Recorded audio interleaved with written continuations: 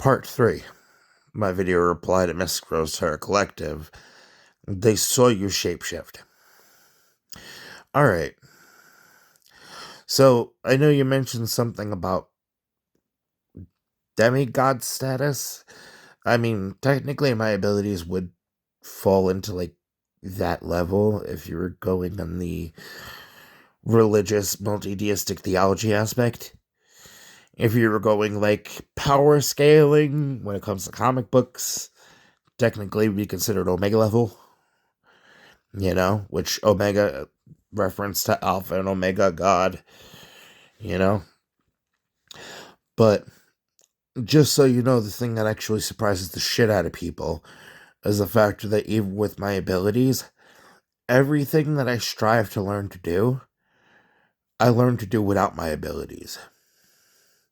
I do what I can to go ahead and even the playing field for everyone else. And I know you probably think that's a waste, but ultimately, how could I go ahead and ask for any type of social acceptance if I'm not going to do things the way that everybody else ends up doing in comparison to having a leg up? So that way when people end up complaining, oh, they should automatically be disqualified from doing whatever because, they have an unfair competitive advantage. One that I choose not to use, so that way when people end up going ahead and do end up taking the L to me, that they can't say that I did shit to end up weighing things in my favor. I find that ends up going ahead and salting the wound a little bit more than using my abilities ever could. My own little form of sadism. Anyway, the point that I'm making on this is, if you're asking if I'm good or bad, a little bit of both, just like everyone else. And, ultimately, no, I don't think that I'm better than most people.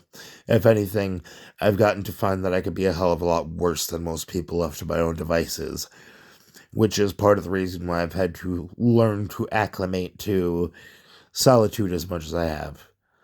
So that way, with my own devices, I can make sure that I don't end up going ahead and being my own worst influence and succumb to my lesser impulses. The urge to go ahead and use that competitive edge to really make it stick.